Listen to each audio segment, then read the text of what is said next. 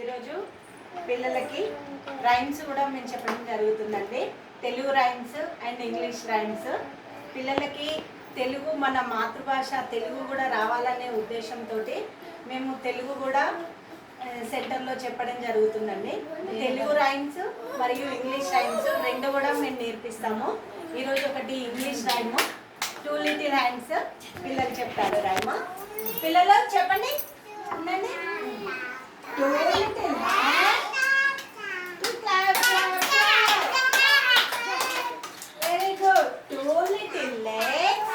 Tap, tap, tap. 2 little